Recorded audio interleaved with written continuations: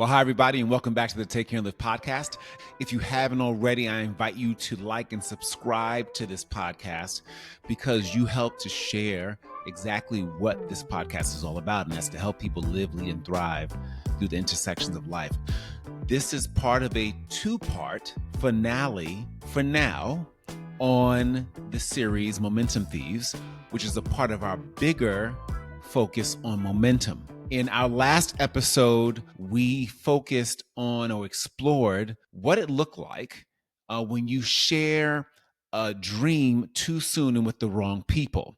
We looked at it from the lens of Joseph, how he shared his dream with the wrong people at the wrong time, and it sabotaged his momentum. I'm going to give a little bit of history for those of you who are turning into this episode and didn't see the prior one. I'm going to invite you to look at that last episode as well so you have a better picture. But today, we're going to flip things around just a bit, and we're going to talk about a man who actually shared his vision wisely. He took responsibility for his words so that they can reflect the kind of action he wanted to see materialize in his vision. But I want to do a review of what we talked about last week. Last week, as I had in the beginning of this series, I defined for us what momentum actually means.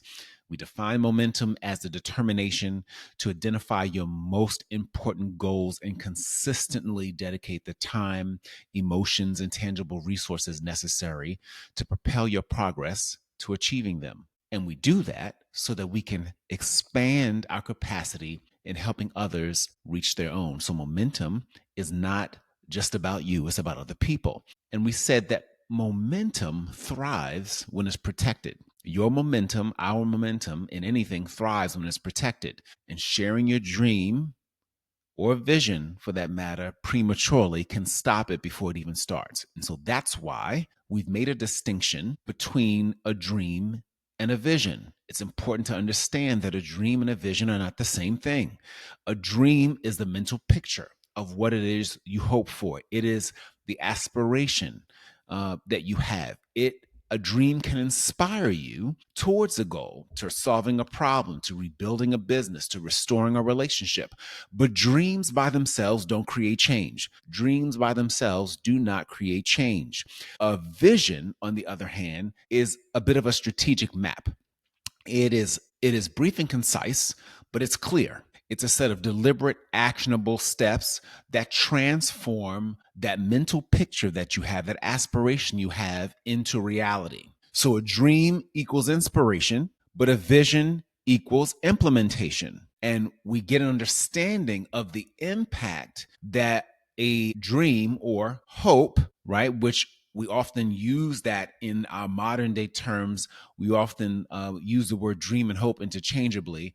But there is an impact of not seeing a dream materialize, right? Proverbs 13:12 says, and uses the word hope, says, hope deferred makes the heart sick, but a longing fulfilled is a tree of life. In other words, if you never see forward movement, if the dream remains just a dream, it begins to drain us. It will not create the enthusiasm and the muscle, the momentum we need to keep going, right? So we begin to get drained. But when we see progress, it revives us. It restores our hope. It realigns our belief in what is possible. I also shared with you some of the research from R.C. Snyder, who is a renowned researcher and was a renowned researcher on hope theory, where he describes the reality of what I'm teaching you today and in this series, and that is dreams and visions need to work together. A dream is necessary, but it needs a vision to be materialized.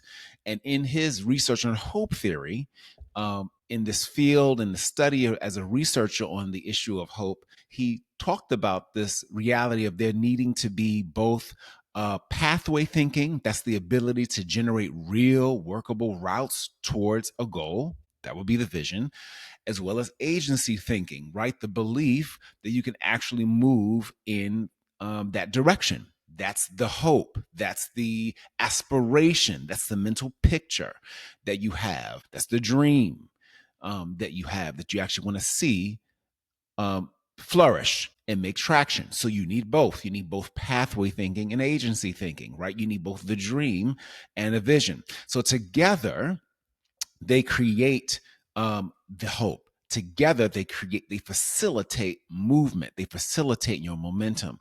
Without a vision, without clear steps, the dream remains stuck in the realm of just great aspiration, of just great inspiration, but nothing tactical that gets you moving forward to achieving it. And so Joseph, in his youth, at the age of 17, he shared his dream, his God-given dream, but certainly shared it with a level of enthusiasm and lack of maturity that you could imagine a 17-year-old would share an idea that he had or a dream that he had that he felt needed to be communicated. He shared it prematurely. And in sharing it with his brothers who already resented him because he was seen as the favorite in his family, made it hard for him. It created an environment for him to not only be resented, but to have that dream and progress towards it sabotaged, of which his brothers took action and attempted and were successful, at least for a moment, to do. I also name for us that yes, there was a divine action that God had his hand on Joseph, even in that journey. And yes, it is true that sometimes we have a dream for something, but we don't have the muscle, the intellectual muscle, the relational muscle, the maturity for it to actually be cultivated into a vision. And that sometimes in order for it to grow into a vision, it needs to endure some challenge. You need to go through a process that might not be comfortable, but that will help to mature your dream into a viable vision that has arms and legs to reap what it is you want to see be materialized.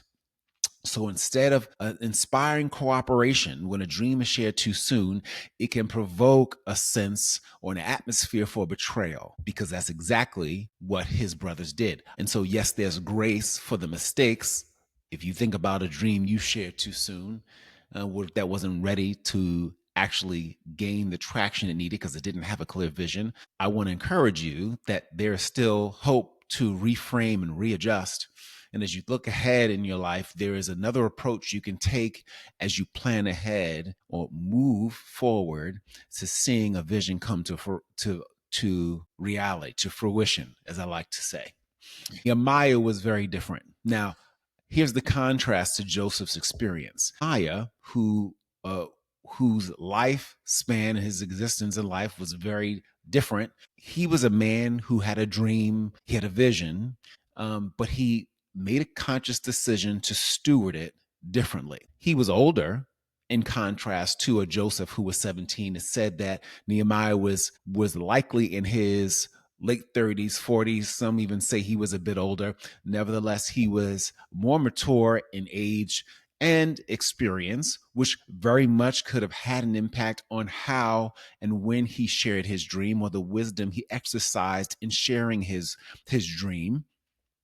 But Nehemiah had a long and a deep longing to rebuild his city, the walls, as it's described in the Bible, of Jerusalem. He didn't just blurt out immediately what he wanted to do. He didn't broadcast it. The moment he had this dream and this aspiration, this inspiration to rebuild his city, he didn't make it known to everyone. Instead, he sat with that dream for a little bit. In fact, he sat with it so much that it said and described that he mourned about the brokenness of his city, his homeland, this homeland of Jerusalem, which he came from, but was now working for a king in a foreign land, actually as what they describe, the cupbearer, or a key political figure, a right hand of the king. So he mourned for a period of time before he made his dream known to anyone. He fasted. He talked to God about it. I wonder, who do you pause and talk to God about your dream before you go off and share it and make it known? Do you pray and wonder and talk to God about what needs to happen next before I take any action on this? Are there a few key people that you sit that dream with before you go blurting it out to everyone? Or are you just fast to take action? Key elements in his experience. Nehemiah prayed. He prayed for help. He prayed for guidance and strategy. He brought this dream to God. Yes, you may very well have a dream that is beyond you, a dream to achieve something. Most dreams are you're not able to do on your own. They require support. They require guidance. They require strategy well beyond what you're able to do on your own. They require a level of partnership. And oftentimes, when the dream is shared too soon, it has not cultivated, as I said, or developed the arms and legs to get the support that it needs to begin to thrive, right? To be that vision. And so Nehemiah, this guy, he mourns, he fasts, he prays before he shares his dream. In fact, Nehemiah 1:11 says, he prays to the Lord and says, Lord, please give your servant success today and grant him compassion in the presence of this man. He was talking about the king. He had come now to a point where he believed it was time to share what it is he had an aspiration to achieve. And that man was the king. That person was the one in authority that had the ability to release and resource Nehemiah in seeing that dream come to fruition. And Nehemiah was now prepared to communicate a vision for what he was going to do. Because Nehemiah, having all this time been overwhelmed with this feeling of wanting to see his city rebuilt, right? A vision that just wasn't just about what he was going to do or what other people were going to do for him, but what he wanted to do to benefit other people, was now in a position to be shared. And so Nehemiah doesn't look so great one day when he goes before the king. And the king asks him, what's wrong? What's wrong? The king noticed that Nehemiah was looking disappointed. And so Nehemiah at this point is ready to share. He shares the vision at a time where he had a sense he can survive if he was granted what he needed as he articulated it. He waited for God's timing, he prepared with prayer, and then he shared strategically, only when the moment was right. He didn't volunteer the information actually right away. There was space for him to be inquired about what it is that was troubling him. And so he framed his vision in terms of how it would benefit other people, not just himself. This is simply how it played out. I'll read for you from the Message Bible what Nehemiah communicated and how it transpired, this interaction, how this dream now was communicated in the form of a vision. And if you just read this quickly, you would miss it. So I'm going to take my time and read it through for us. So it starts in Nehemiah 2:4-9. This is from the Message Bible. And so it says, the king asked him, so what do you want?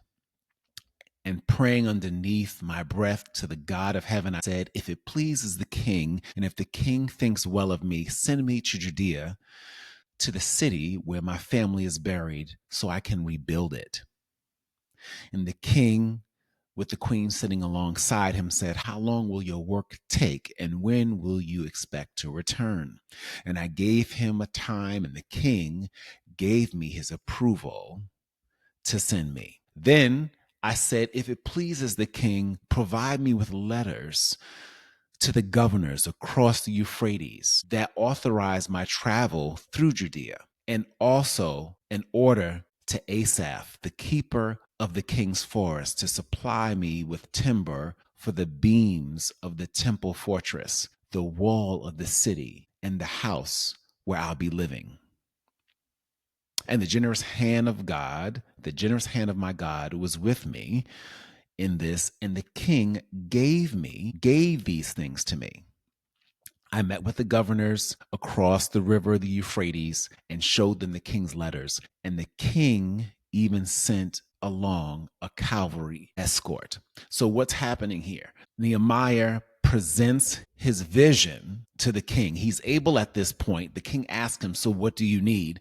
And at this time, he had allowed the dream to sit with him enough to have a clear vision of what it is he wanted to do. And so he communicates purpose, right? That he wants to return back to Judea, the city of his ancestors, to build it, that he wants to, and how long he'll do it. He shares the timeline for executing it. He lets the king know that he's going to go for a period of time, but will return. He communicates the need for collaborative support to take action on the vision. So he communicates the collaborative support that's needed to take action. He asks the king for letters that would be addressed to those governors that would give him safe passage. So he's living in a time where passing through particular territories can be particularly treacherous and dangerous and life-threatening if he doesn't have the authorization to get it done. So he makes it clear that he needs letters and asks for the letters so that when he is approached by anyone who may threaten to take his life or stop him or sabotage him, he has in writing the approval, right, that supports the vision. And then he names the primary resources he needs to achieve the vision. He briefly says, look, if you would give me a letter that authorized for providing all the timber I need to rebuild this wall, to rebuild where I'll stay as I rebuild this wall for my people, that would be fantastic, right? So he asks for the resources, the primary resources he would need to get the job done. Right. Of course, there'd be more resources along the way, but at least the primary resources he names. And finally, he just acknowledges God's favor in that process. Right. We often want a vision to get materialized, and we often want success, but we undervalue the one who ultimately creates the conditions for us to experience it. Nehemiah is careful not to do that. Do you notice the contrast between the two? Between what I shared with you about Joseph's experience and him sharing the dream, and Nehemiah's experience in sharing what really was his vision, what he allowed to be matured from a dream to a vision that he articulated so that he can then get what he needed. And in his request, in Nehemiah's request, he was able to get what he needed to begin to execute on his vision. In contrast with Joseph, Joseph shared prematurely with people who resented him. Nehemiah waited until the king was ready, until his dream that he had, this aspiration he had in his heart, was matured into a vision that he could make a case for and bring to the king, that was for a cause that was greater than himself, that he could execute on. Do you see the difference? The one who revealed his vision too early experienced sabotage and opposition in a way that very well could have been avoided. And the other revealed the vision at a time where he allowed it to be nurtured in his own heart with clear indicators of how he would tackle this vision to bring it into reality. So the truth is, sometimes, even the people, and I named this before, even the people closest to us are people that we can't necessarily trust with a dream that we have, right? Sharing your dream with the wrong audience at the wrong time can derail your momentum. But the right audience at the right time can make all the difference. Like Nehemiah, we need to consider the value of praying for discernment when it's the right time to share what we have an aspiration for, giving it space to be cultivated into a vision, being clear about what it is we're going to do when the opportunity arises to take action. It doesn't have to be lengthy, but it needs to be specific. It needs to be strategic. And so we want to share it strategically. And we want to make sure that we frame that vision and that we're clear that this vision is not just about ourselves, but about others. In fact, oftentimes a dream can be centered on ourselves, and it's when we sit and give it the opportunity to mature, to let it grow into a significant area of concern, where we see it mature into a vision that is of service to more than just our own benefit. Okay? Personal example I want to share with you.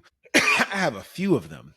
I have an experience where I was going to leave one job to pursue another career. And there were only a handful of people who were aware. I had, for a long period of time beforehand, however, had this sense that there was a need for change. I didn't share it with many people. Matter of fact, I kept it to myself. I was quiet about it. And then I had a mentor of mine approach me about what it is I saw in myself. What did I see as the next step for me, knowing that I wasn't satisfied in the current career I was in at the time.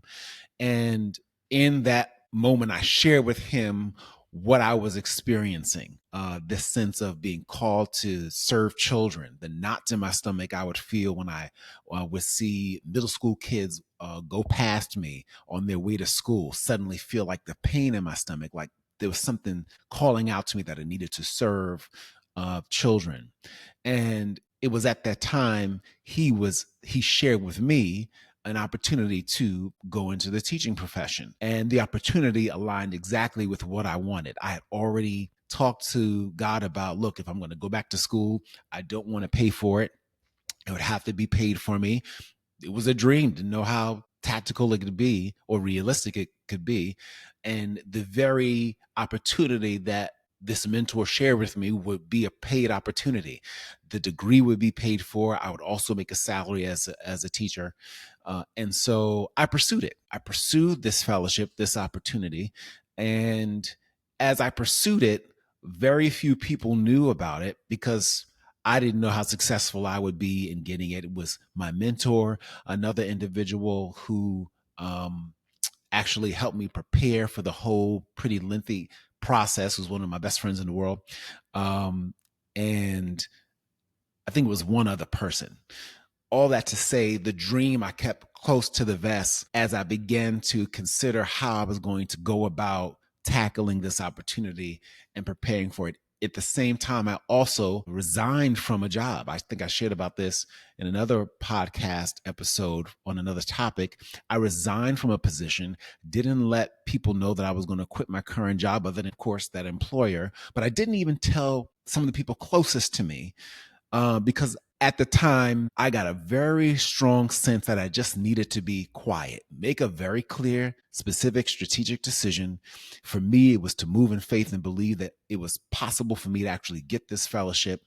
And I just moved quietly in making decisions and didn't make it known. I knew sharing it too soon would possibly invite the voices of other people who were not ready or mature enough to handle what I believed was possible, and that sharing it too early could actually add voices that could disrupt the progress I was making in maturing that dream, that aspiration, into the small but important strategic actions I would take to make it a vision that could come to reality, right? Applying for the fellowship, um, reaching out to the one individual who provided me with support with preparing for the interview process, communicating, to the current job I was in that, yeah, I'm going to need to resign even before I knew I got into the fellowship so that I can be prepared to launch into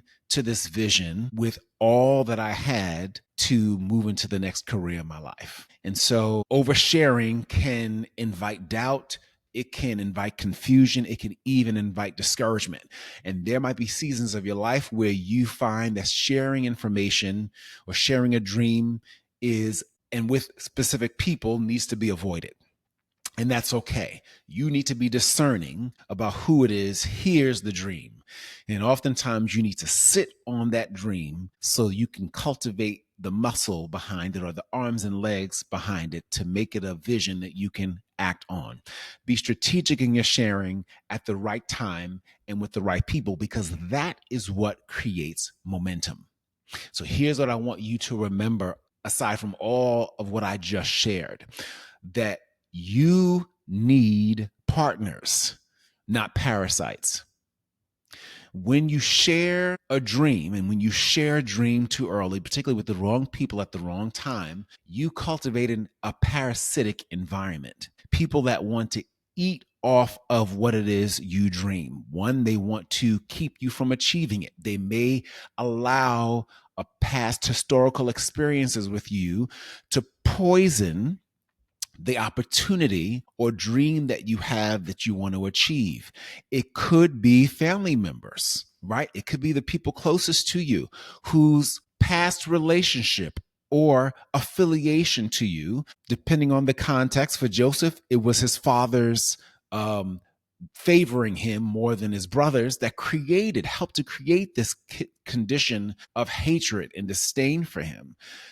You might be in a particular familial or social situation that you need to be mindful not to speak too soon, because it can actually thwart the development of that dream into being something you actually move forward and achieve. So be thoughtful about who receives and hears that dream. You also want to make sure that when you're sharing that dream, that you're sharing it with the few who you discern or get the discernment are going to be assets to support you at that stage. They actually serve as fellow incubators of that dream, advising you on the next steps you need to take or prepared for, which in turn are actually helping to create and transform that dream into a vision that is tactical, that's thoughtful, that is specific. It doesn't have to be an assortment of things. It's not a 2-page document of action, which it may very well be for you. If you're going to move that fast, great. But really, it's a few key things that you're going to do, resources that you'll need, ways you'll leverage them, and the benefit that is going to serve not just for you, but for others. You'll need someone, a few people at max, to help incubate that dream so that it can be cultivated into a vision. That first person is you. All right. So be discerning. You want to avoid parasites. Your dream needs partners. It doesn't need parasites.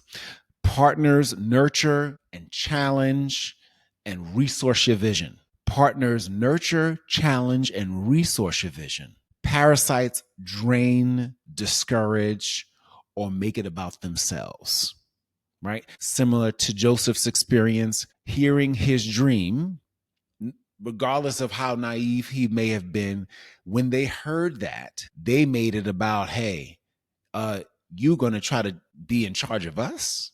You're crazy. You already know we're not feeling you, brother, and you want to come to us with that information? And for Joseph, in his youthfulness of experience and also maybe because of age, he shared and communicated what would be done right towards him, people bowing down to him without really a clarity on the context. He didn't have clarity on the context just yet. It wasn't given to him. It was revealed to him over time through some of the hardship of his experience, to seeing that dream get materialized into a vision that would end up serving other people. But your dream will only gain momentum after it matures into a clear vision. And so you want to share it wisely with the right people and at the right time. People who will strengthen it, not sabotage it. So as we close up this series on Momentum Thieves, at least for now, I want to thank you for joining this conversation. I want to thank you for joining this series. I want to invite you to share this series on Momentum Thieves with other people in your network who you know it will serve. You want to protect your dream until it becomes a vision. And when we do it, we help to ensure that momentum towards that thing we're looking to achieve or becoming is able to live and thrive. So before we go, I want to invite you also to go ahead and purchase my book, The Momentum List. If you haven't read it already, you definitely want to read it. It's available everywhere books are sold. The Momentum List: Rediscover How to Delight in Time rather than be mastered by it.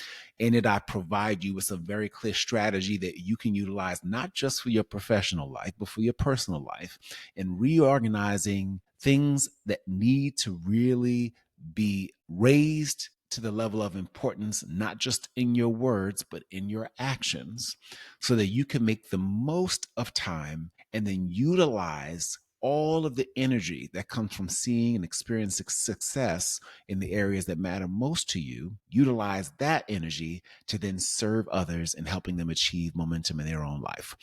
Don't forget to like and subscribe again to this podcast. I have resources available to you on my website, takecareandlive.com. And I am excited to continue to spend time with you in future episodes. In the meantime, do what I encourage everyone to do each and every day, and that's to take care and live.